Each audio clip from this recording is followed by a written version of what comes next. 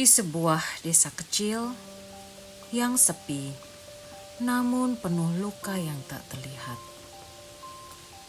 hidup seorang gadis muda berubah dalam satu malam. Namanya Rahma, usianya baru 17 tahun. Usia di mana seharusnya ia bermimpi, tertawa, dan mengenal dunia, bukan kehilangan dirinya sendiri. Sejak kecil, Rahma tidak pernah hidup dalam kemewahan. Ia terbiasa melihat ibunya menghitung beras, mengurangi jatah makan, agar cukup untuk esok hari.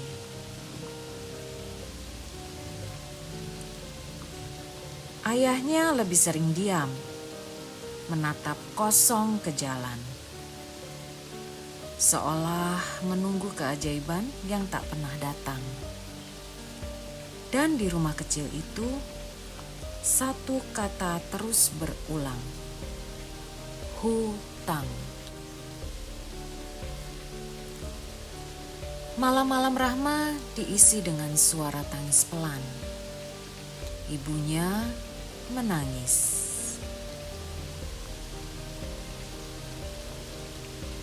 Menyembunyikan wajahnya di balik selimut tipis.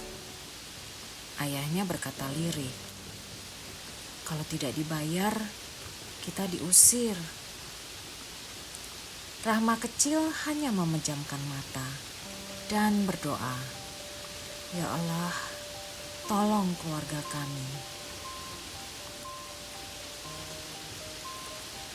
Sampai suatu hari, seorang lelaki datang. Mobilnya besar, pakaiannya rapi, dan tatapannya dingin. Ia bukan orang biasa. Ia adalah penguasa desa. Kaya raya, ditakuti, dan tak tersentuh. Rama melihat dari balik pintu. Dan untuk pertama kalinya, ia merasa takut tanpa tahu kenapa. Malam itu, Rahma dipanggil. Ibunya menunduk. Ayahnya tidak berani menatap. Suasana hening, terlalu hening. "Rahma, kamu akan menikah." Jantung Rahma berdegup cepat. "Dengan siapa, Pak?" Dan saat nama itu disebut, dunia Rahma runtuh. "Pak, Rahma masih mau sekolah. Rahma belum siap." Air matanya jatuh, suaranya bergetar, tapi tidak ada yang membela. Ayahnya berkata, "Ini satu-satunya cara kita selamat." Ibunya menangis sesenggukan, tapi tetap diam.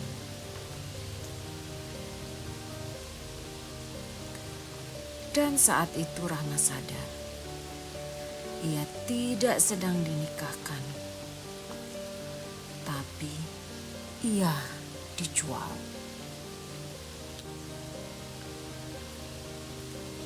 Akad itu terjadi tanpa cinta, tanpa bahagia, tanpa harapan. Dan Rahma bukan satu-satunya. Lelaki itu sudah punya 4 istri sah, 2 istri siri,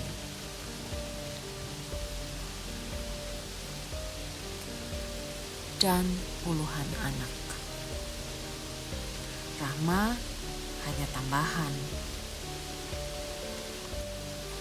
Hari pertama di rumah besar itu, Rahma merasa seperti benda asing.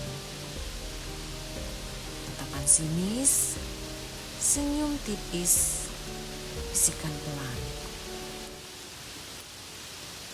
Tambah lagi, kasihan ya, masih muda.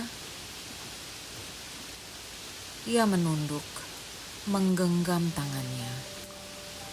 Ya Allah, kuatkan aku. Hari-harinya diisi dengan luka yang tak terlihat. Bukan pukulan, tapi kata-kata yang pelan dan perlahan menghancurkannya.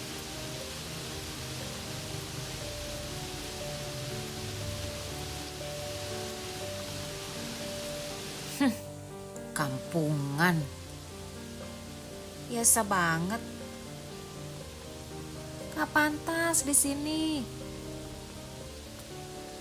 Anak-anak tirinya tertawa, mengejek tanpa rasa. Rahma diam, selalu diam. Bukan karena lemah, tapi karena ia sendirian. Suaminya datang hanya saat ingin, kemudian pergi tanpa peduli. Tidak ada kasih sayang yang dirasakan oleh Rahma. Tidak ada perlindungan. Hanya keberadaan tanpa makna. Malam-malam Rahma diisi dengan tangis yang ditahan di atas sajadahnya. Ya Allah, aku cuma ingin dimanusiakan. Dan di usia yang masih sangat muda, Rahma belajar bahwa menangis tidak akan mengubah hidupnya. Beberapa bulan kemudian, Rahma hamil. Namun tetap tidak ada pelukan dan tidak ada ucapan selamat. Ia hanya duduk sendiri. Sambil mengelus perutnya, ia berkata, "Anakku, maaf ya." Ia menjalani kehamilan itu sendiri. Melahirkan tanpa tangan yang menggenggamnya.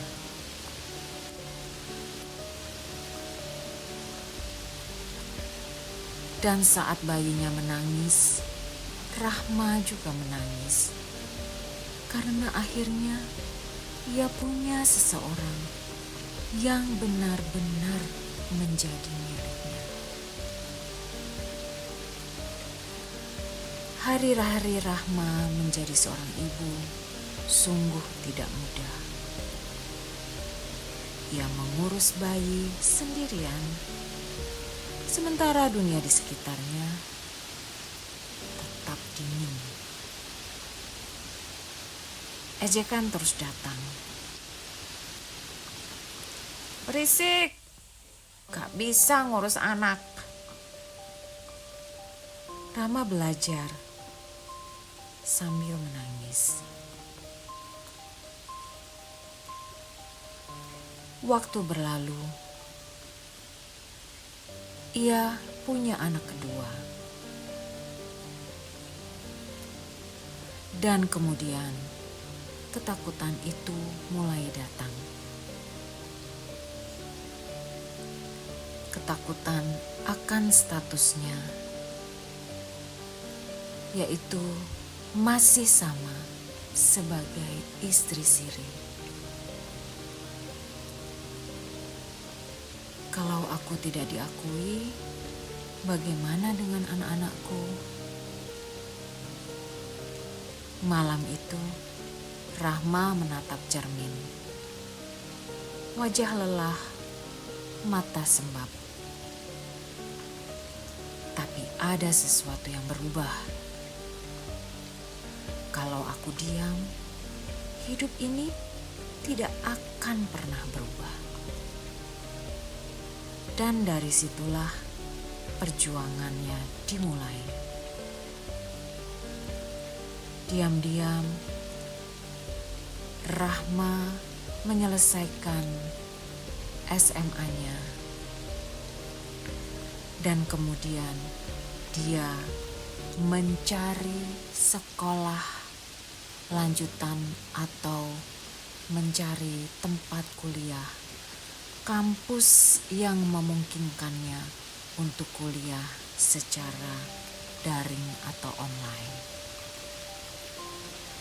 Belajar di tengah lelah, tidur di atas buku, bangun dan lanjut lagi. Rahma menabung dari uang kecil, sedikit demi sedikit dia simpan uang pemberian dari suami sirinya. Dia berhemat ketat. Dia tidak pernah membeli apa yang tidak dia butuhkan. Bajunya itu saja. Bahkan dia sangat jarang membelikan mainan untuk anaknya. Makanan sehari-harinya pun sangat sederhana. Ikan asin, tempe, paling-paling yang dia merasa sudah mewah adalah dia memasak telur dadar dan dimakan bersama dengan anaknya.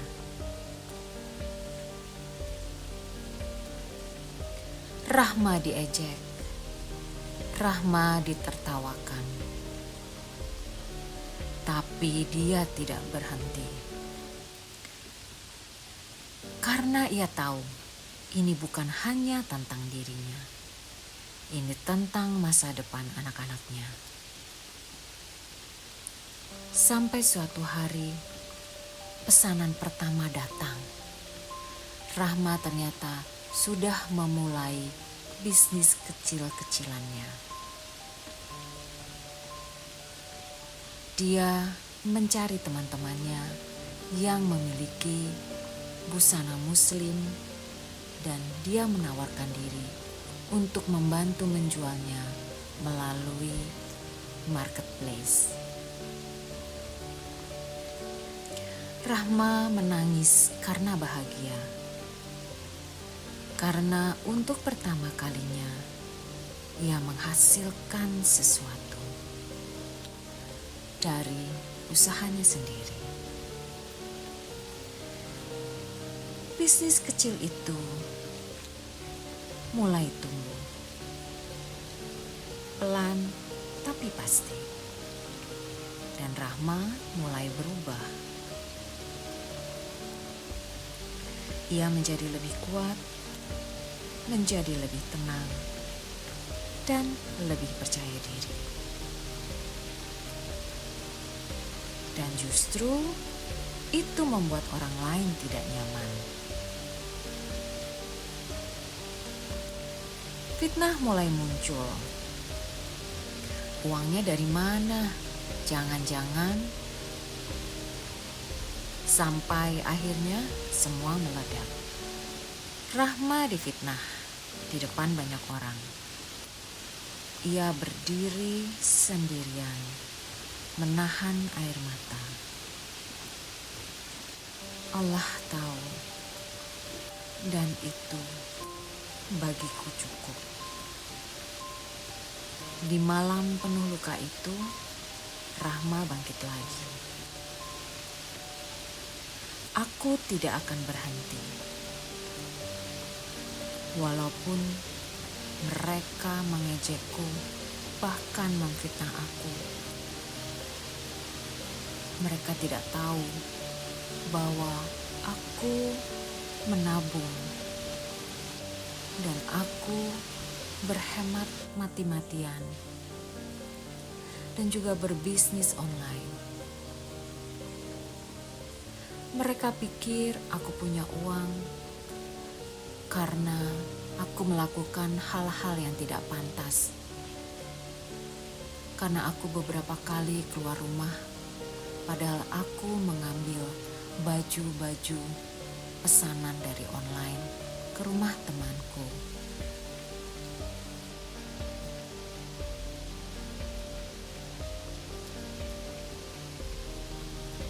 Waktu berlalu, Rahma semakin mandiri.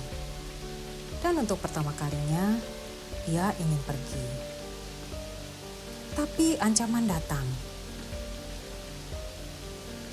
"Anak-anak tetap di sini," kata suami sirinya.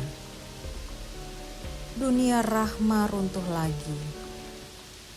Ia memeluk anak-anaknya. "Aku tidak akan meninggalkan kalian." Rahma berdoa lebih lama dari biasanya. Rahma bertahan sambil mencari jalan. Sampai akhirnya fitnah yang ingin menjatuhkannya justru membebaskannya. "Kamu bisa pergi," itu kata suami sirinya. Kalimat itu jadi jawaban doanya. Dan yang paling indah, anak-anaknya boleh ikut. Rahma melangkah keluar, bukan sebagai korban, tapi sebagai perempuan yang menang. Hidupnya tidak langsung mudah, tapi damai. Bisnisnya berkembang, kuliahnya selesai. Ia menjadi sarjana dan siap mencari pekerjaan sesuai dengan pendidikannya. Rahma ingin menjadi ibu yang kuat, yang nyaman, dan bisa melindungi anak-anaknya. Sebuah rumah kecil, pemberian dari suami siri untuk anak-anaknya, menjadi awal baru. Tanpa kemewahan, tapi penuh cinta. Rahma tidak ingin dan tidak akan pernah menoleh ke belakang. Karena ia tahu, ia sudah jauh. Dan akhirnya, ia sampai juga.